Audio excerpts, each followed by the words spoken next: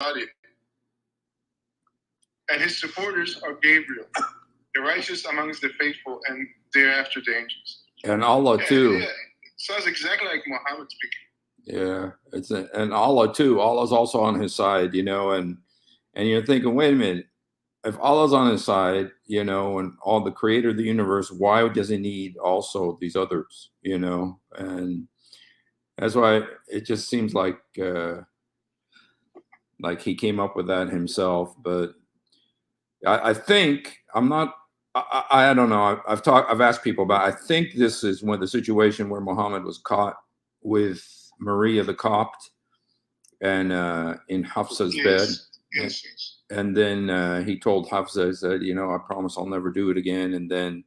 But then his two wives, Aisha and Hafsa, those two seem to be the most powerful. I think maybe because their fathers would become the next caliphs, or would become the caliphs, first and second caliphs, So, but here's the thing, right? If you read this to a Muslim, he will never, ever agree that this was probably Muhammad. Or let's say if you don't believe Muhammad, it's somebody who messed up and attributed, a man speaking in the Quran. Yes. They would be like, there's no problem. No, Allah can speak like this. Oh. Like we understand it directly when we read it, that this is just somebody making this up. But a Muslim will never ever agree that this is actually a man speaking about Allah. Well, the other day I was in a Muslim room and I was asking about this, and they said, no, this is about comrades of Muhammad. But if you look at the verse right before it, which leads into this one, verse 3, and then it very clearly is about females, because all of the verbs, in Arabic, the verbs can be male or female, masculine or feminine, with the, you put the, the endings and stuff like that can make it female or male. And very clearly, all of the verbs are feminine. And so it's very clear that this is about two women. And so, but yeah, they try everything to try to say this, try to save face with this verse. But this verse, what's interesting about it is that this huge army is amassed against these two little women. Aisha, I'm not sure exactly when this verse came down, but when Muhammad wrote it, but it's Aisha was probably around 12 years old by then. She was probably, she was a little girl still, and so, she couldn't have been, but he was old too. He was probably in his 60s by then, so he was old and frail at this point too. So, it's interesting. He has this whole army, Allah, Gabriel, all the good angels, and all the good believers are all lined up to support Muhammad against his wives, his two women. So,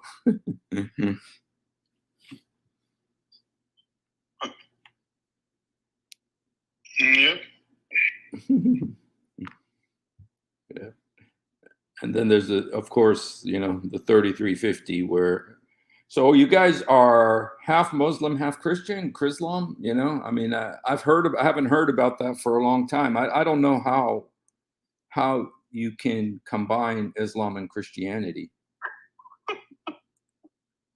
You take Jesus into the 72 Houris in heaven and have a great orgy.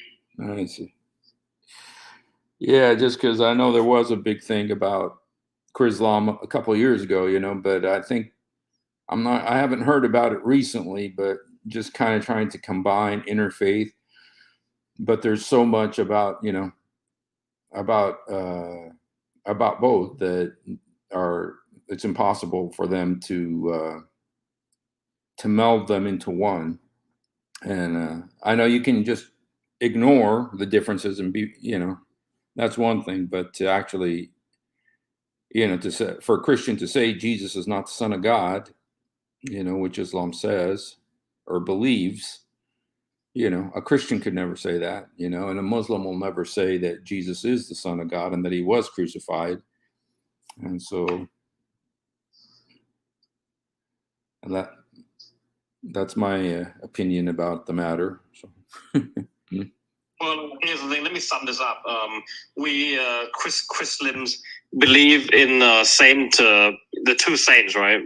Saint Putin and Saint Ramzan Kadyrov. Don't forget Saint Stalin, Saint Muhammad, and yes. Saint Ali. Indeed. Yeah. We just put everything together into one. It's like a big cook pot, make a stew. It's like in the movie. It's like in the scary movie, right? That came out in the 2000s. It's like they just mix some. It's a comedy, It's like they just mix different. Instead of Jason versus Freddy, have Jesus versus Muhammad. I think you put it in a crock pot because it's a crock, But it's like, oh. So I came up with that joke right there, but. Okay, so good one. So you guys aren't too serious about either side, then, huh? It's kind of like just kind of a joke. Yeah. Okay. Well, I go into some of the Muslim rooms, and I always get kicked out, and so that's why I saw this, and I thought, this missionary killed by endangered Andalusian island tribesmen. Oh, you got kicked out. I see. I always get kicked out. Yeah. So. Right. Yeah. Well, welcome to the club. Yeah. Well, I'm Palestinian. I'm Palestinian. Muslims kick out everybody. I'm Palestinian, so as soon as something they hear something they would like, they kick out very fast. Yeah. All right, you guys. Well, I gotta go pretend I gotta work. So, all right, you guys have fun, huh? All right, cool. Thank you.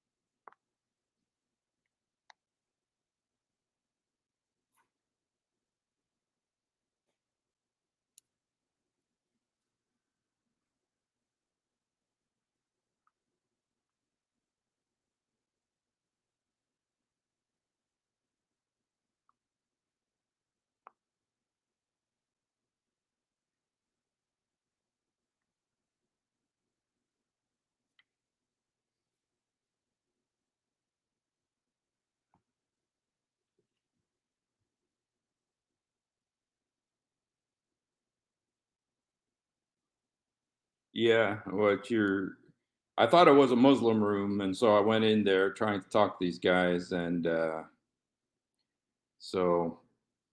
apparently these guys are, I don't know, they said they're like they combine Islam and Christianity, and but they're blasphemers. Yes. Those in ISIS camp never got a chance to know the gospel of the King. God judged them accordingly. But those who know the gospel will not have the new. There is nothing inconsistent with God supporting his messengers with angels. Orthodox Moor, are you a Christian or a Muslim? Because there was somebody who said something that yesterday about the supporting. It's just that interesting that that this is Allah sending angels and Allah himself being taking side against Muhammad's wives. I think he's a Christian. Oh, okay. It sounds Orthodox. I thought he was an Orthodox Christian, but I was in a Muslim room yesterday, and somebody said something like this, and he says, and what they're trying to do is they're trying to say that the angels and Allah and everybody supporting Muhammad in the Quran is okay. Yeah. Yeah. Are you Muslim or are you Christian? Orthodox Moor. Looks like you have a hijab on in the picture.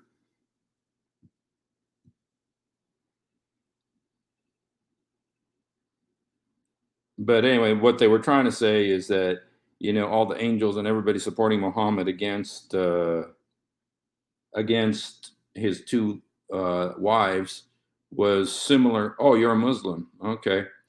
Was similar to, you know, God sending angels to support Jesus. But Jesus was about ready to give his life. And, you know, as a human being, he was going through the agony of being just about being ready to lay down his life and being forsaken by God on the cross and going through the pain of the crucifixion, you know. But Muhammad just had an argument with his wives, you know, because he was cheating with Maria the Cop. And then and so then you know, Muhammad gives this threat, you know, hey, you guys are gonna Allah's gonna turn against you, and all the angels and all the good Muslims and everybody is gonna come to Muhammad's aid against these two women. And that's where you think, well, do you really need this whole army against two little women? You know, Aisha may have been 12, 13 years old by now, you know, she was still a little girl. And so do you want to come on, Orthodox Moor? If you'd like to come on, I'll send you an invite. If you're a Muslim, do you want to defend your position? You know, Orthodox Moor. There's a link if you'd like to come on. So I wasn't planning to do this, you guys, but you agreed there was no dude. When you're in those situations in Clubhouse, it's your own video. Jesus was sent when angels. But the thing is, it's a completely different situation. Jesus was being supported to do the will of God. Muhammad was fighting against two little women. He needed an army like that to fight against two little women. And then, isn't Allah enough? Does he need angels? You know, and all the good Muslims? And of course, that's more of you know, comic relief. You know, the bigger issue. Orthodox Noor, it is not. The bigger issue is not that Allah and the angels and the people, you know, all of these. Obviously, Allah by himself should be enough, you know, but obviously, Muhammad himself should be enough. Muhammad himself should be enough to deal with his wives. You know, does he need to have a whole army to come and fight them? You know, and does he need to threaten them? I mean, because he's threatening them, you know, that Allah's going to come get you. Allah, just like, and it's not the only time he's done that. One time he says, Allah, you know, he says, Muhammad might divorce all of you and Allah might give him better women than you. So the issue isn't just that, you know, was Allah enough? The issue is, does Muhammad need to call about, you know, does Muhammad need to, you know, threaten his wives with theological, I mean, make it a big religious issue for all the ages. And then it's also an interesting thing. This is supposed to be on the eternal tablets, you know, the eternal Quran. And this is, you know, because the Quran is supposed to be for all people of all time. And this conflict between him and his two wives being elevated to it's not even, you know, I don't even know what to call it, to be honest, to the dimension of being a spiritual battle, you know, between the forces of good and evil, you know, his little wives being evil and him being good for cheating with Maria the Cop.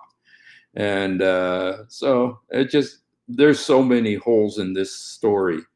And, you know, the issue of, could Allah do it by himself or have an angel? That's totally irrelevant. What's the real problem is that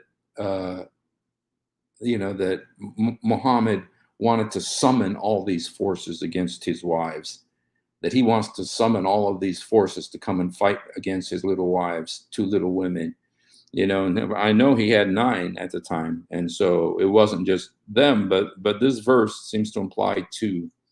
two women, and it's generally agreed that it was Hafsa and Aisha.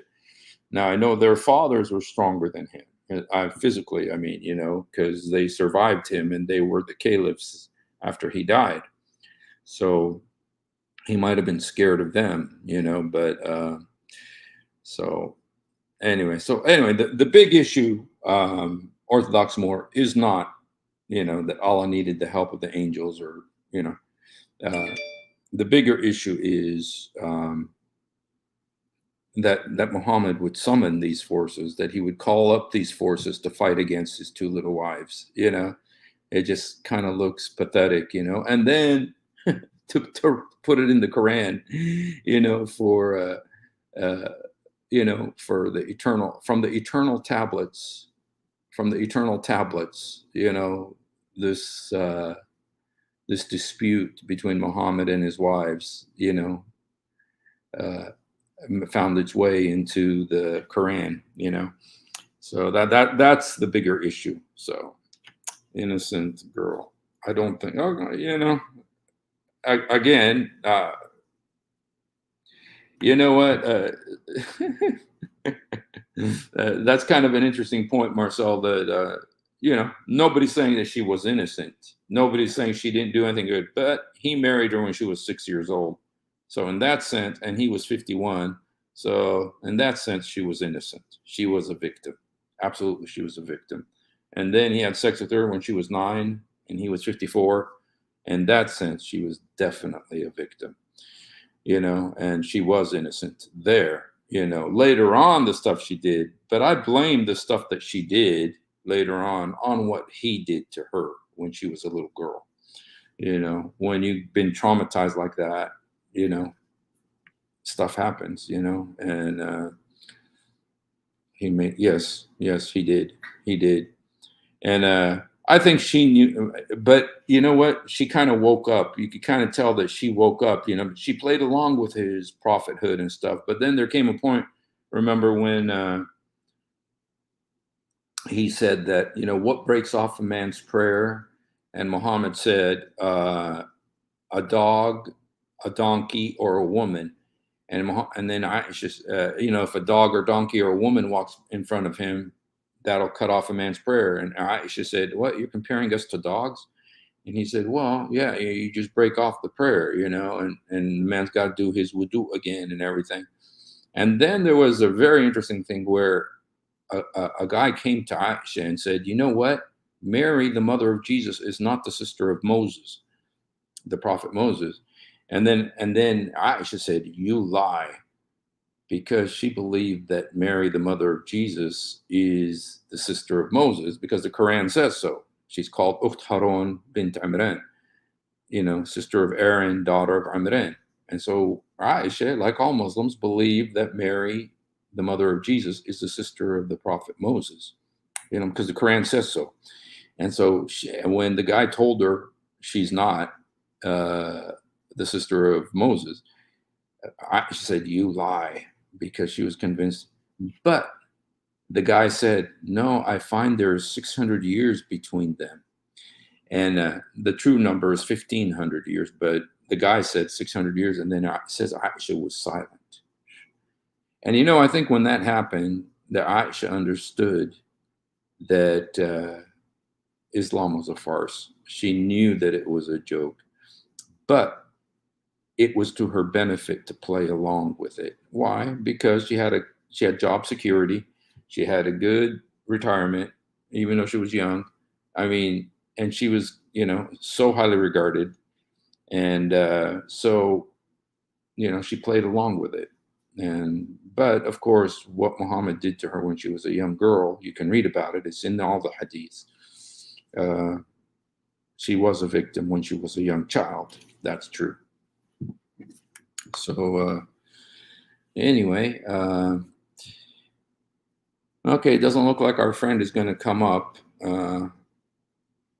Yeah, so a lot of times, a lot of these guys who come on want to kind of argue with you, or and then you put them on the spot by inviting them to come on. Say, okay, come embarrass me. If I'm wrong, come and embarrass me. But then they disappear, which this is what happened to Orthodox Noor. Okay, I forgot the hadith number. I see you, Jin. Oh, yeah. Oh no, that was from that was Khadija. That was the that's how they found Khadija, not Aisha. Yeah, that was with Khadija. Well, you guys, I was kind of hoping the guy was going to come on, have a nice little debate, but he didn't come on. So I'm going to go ahead and end this live stream. You guys have a wonderful day. Thanks for hanging out with us. God bless you guys. And if you haven't done it, do it now. Jesus, help me. Jesus, forgive me. Jesus, come into my heart. Jesus, help me. Jesus, forgive me. Jesus, come into my heart. يسوع ساعدني. يسوع سامحني. يسوع ادخل قلبي. He loves you. We love you.